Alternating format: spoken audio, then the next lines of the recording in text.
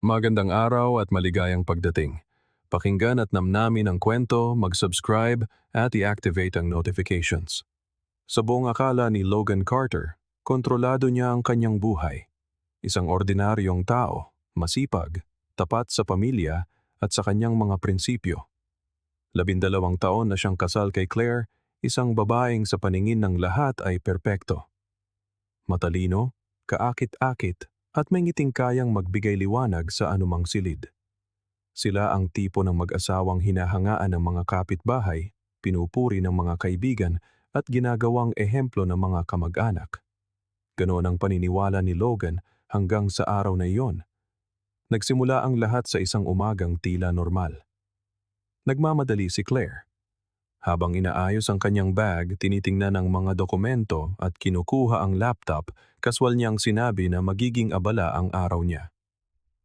Ayon sa kanya, hinahabol ng kumpanya ang mga deadline, may isang agarang proyekto na kailangan niyang tutukan buong araw at malamang ay uuwi siya ng mas gabi kaysa sa karaniwan.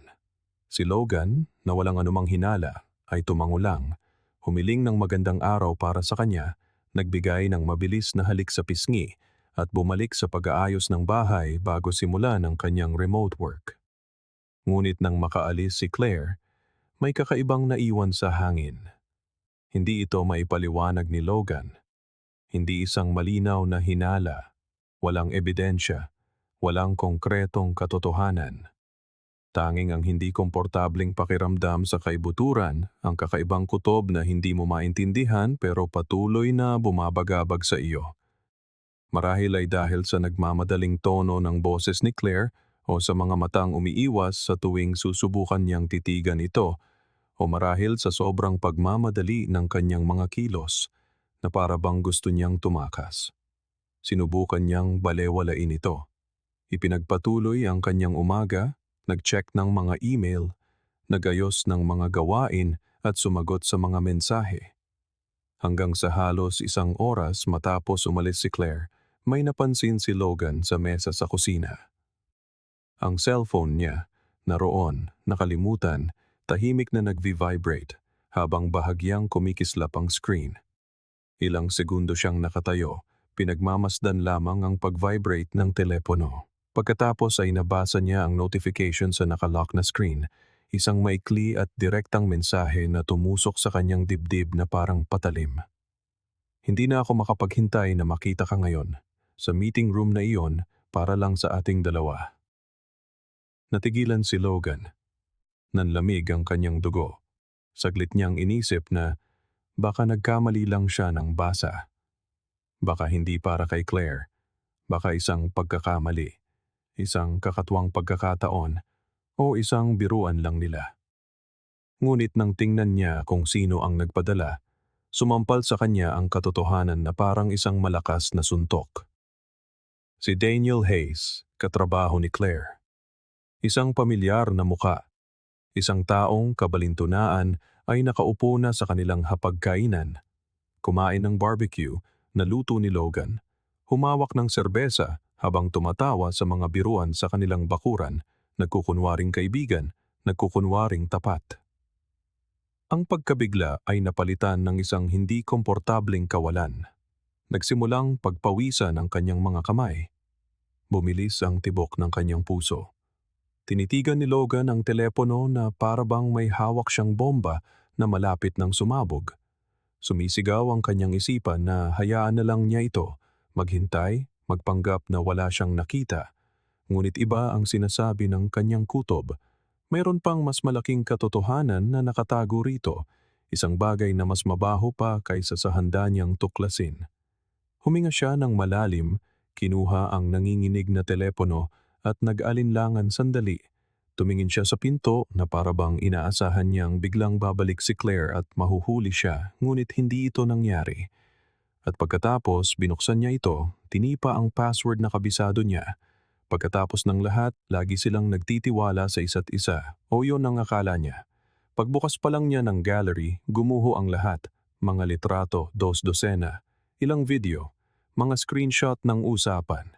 Lahat ay nakatago roon ng natural, na parabang matagal na itong bahagi ng buhay ni Claire. At sa katunayan, matagal na nga. Hindi lang alam ni Logan. Ang mga unang larawan pa lang ay sapat na para manlambot ang kanyang mga tuhod.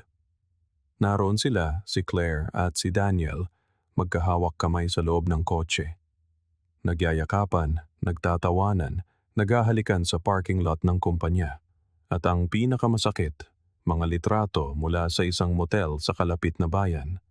Siya na laging nagdadahilan ng mga business trip, mahahalagang meeting, mga hindi maiiwasang happy hour, naroon pala sa mga braso ng ibang lalaki.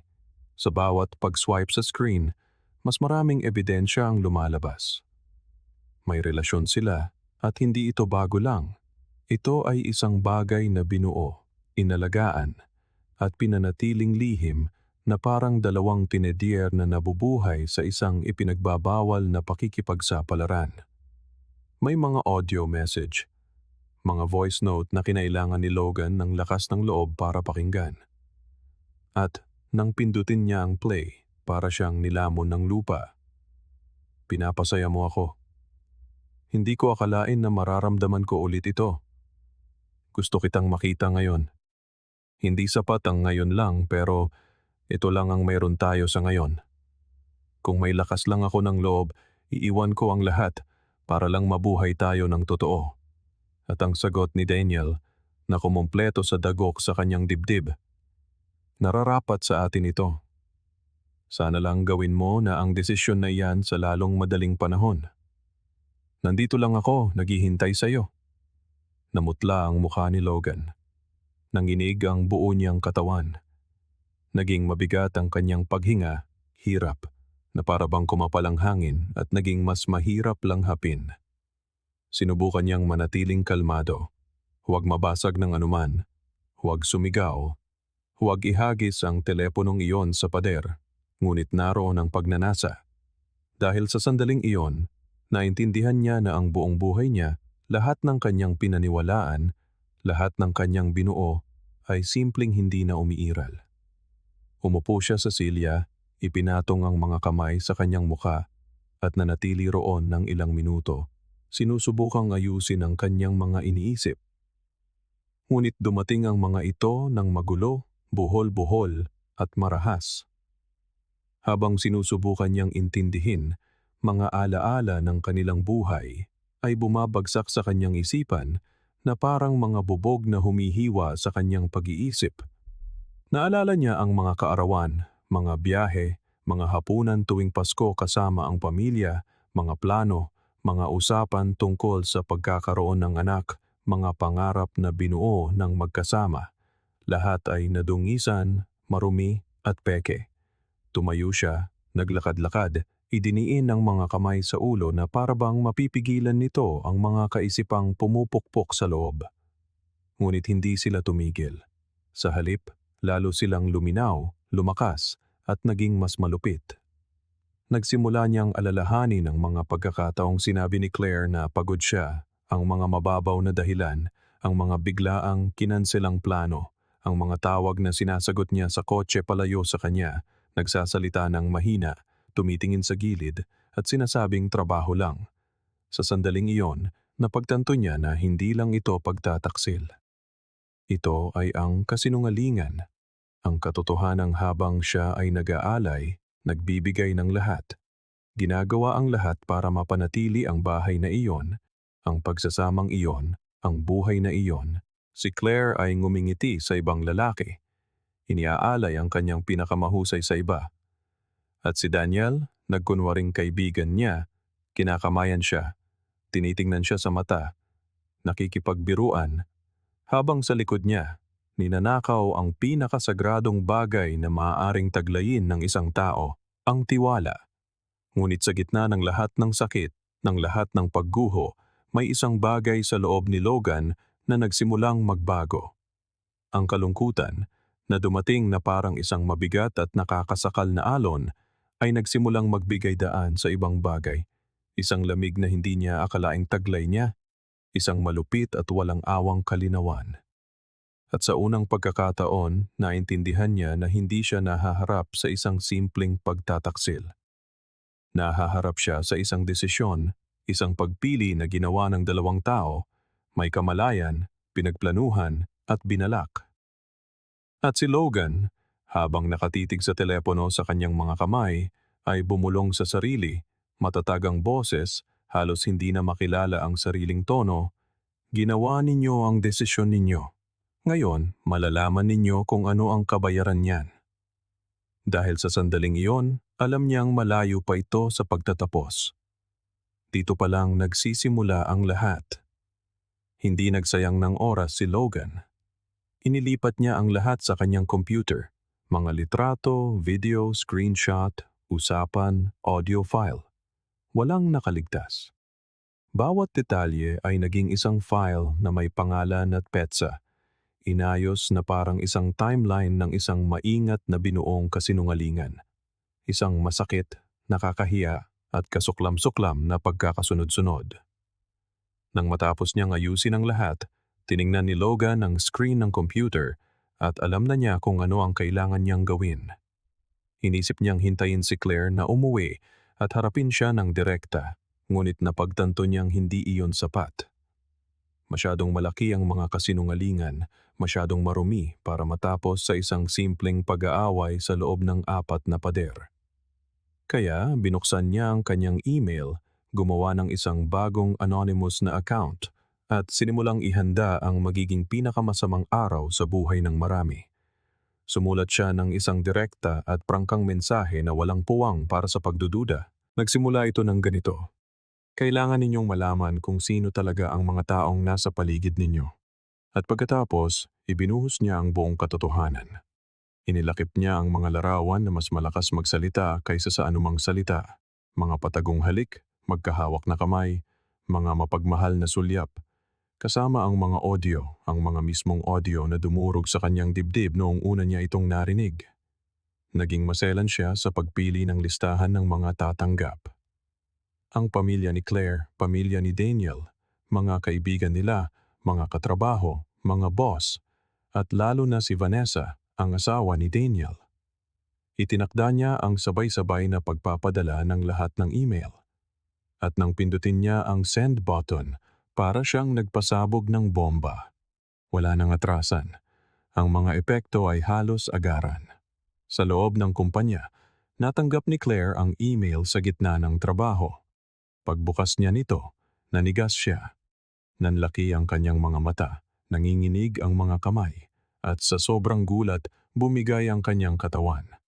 Bumagsak siya sa sahig, walang malay, sa harap ng lahat. Sa itaas na palapag, binuksan din ni Daniel ang email sa gitna ng isang mahalagang pulong. Lumitaw ang mga larawan sa screen at sa parehong segundo, tuluyan siyang nawalan ng kontrol. Sinubukan niyang i-minimize ang window, isara ang laptop, ngunit nakatutok na sa kanya ang tingin ng mga katrabaho. Tumayo ang HR director, diretsong tumingin sa kanya, at sinabi lamang, "Sumama ka sa akin ngayon." Kumalat ang eskandalo na parang apoy. Ipinapasa sa mga WhatsApp group ang mga email. Nagchitsismisan ang mga tao sa mga pasilyo. Nagsimulang tumawag ang mga kliyente, humihingi ng paliwanag. Ang ilan ay nagbanta pang kanselahin ang mga kontrata.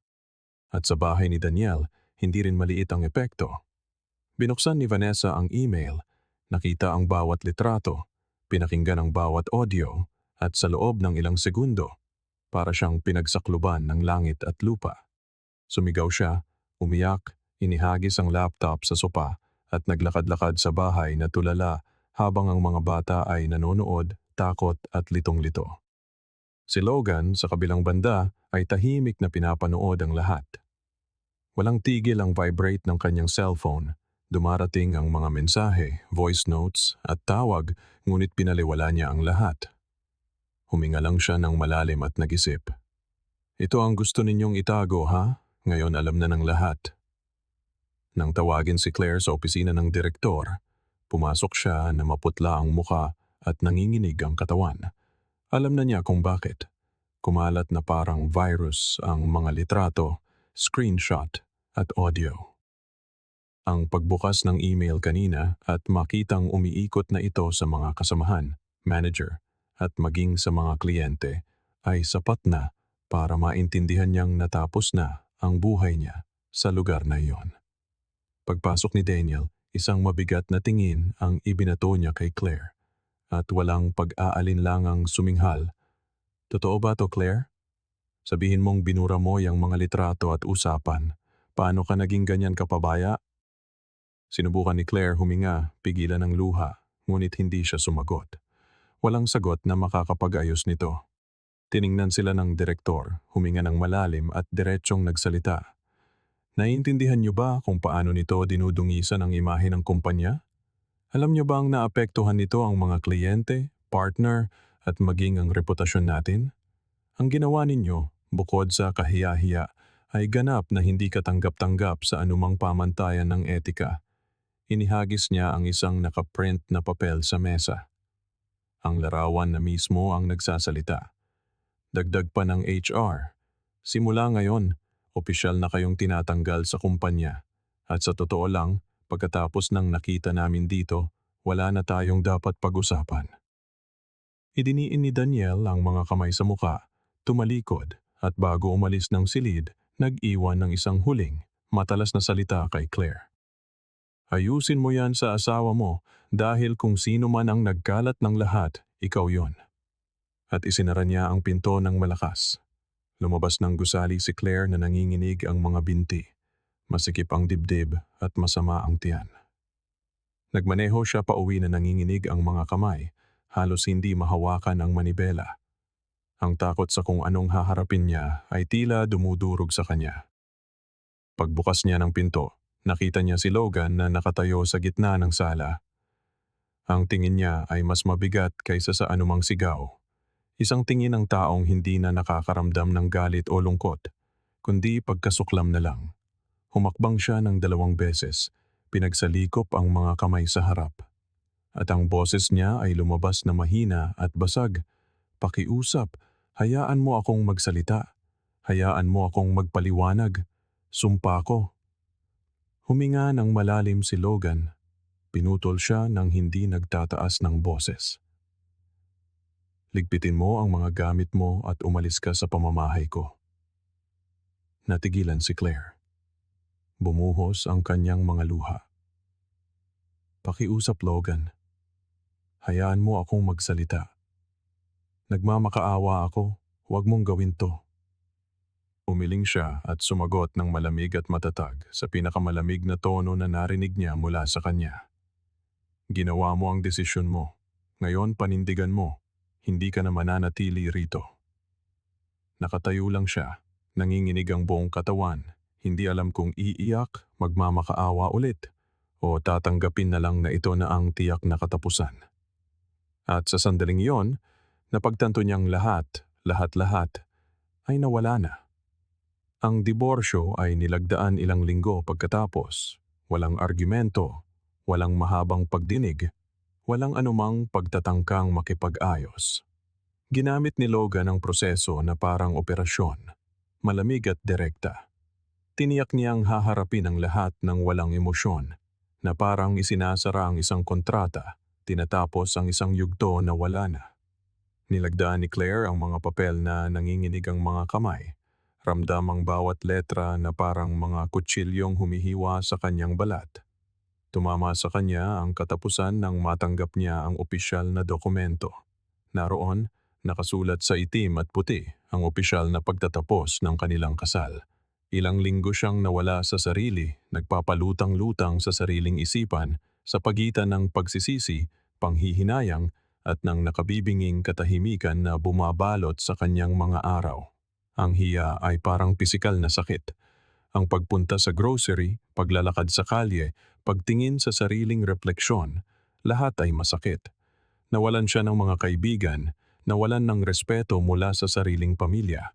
Maging ang mga magulang niya na sinubukang sumuporta ay lumayo pansamantala. Ang mga mensahe ay hindi na sinasagot. Ang mga imbitasyon ay naglaho at ang tanging kasama niya ay ang sariling mga iniisip, ang sariling kawalan. Si Daniel naman, tuluyang gumuho ang buhay. Pinalayas siya sa bahay sa parehong linggo na nawalan siya ng trabaho. Tumanggi si Vanessa na makinig sa anuman.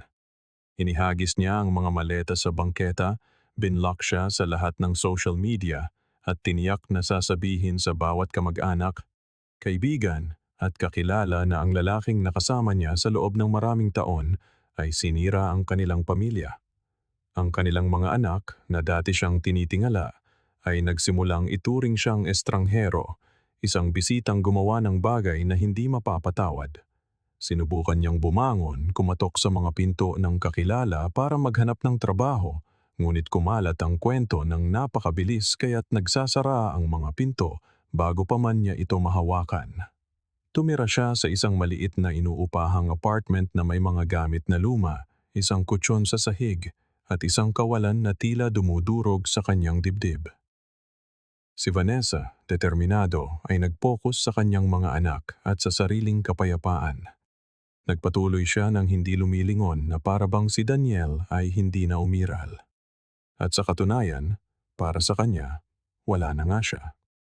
Si Claire, matapos ang ilang buwang pagkakakulong sa parehong nakakasakal na routine, ay naintindihan na hindi hihinto ang buhay para lang ayusin niya ang nakaraan.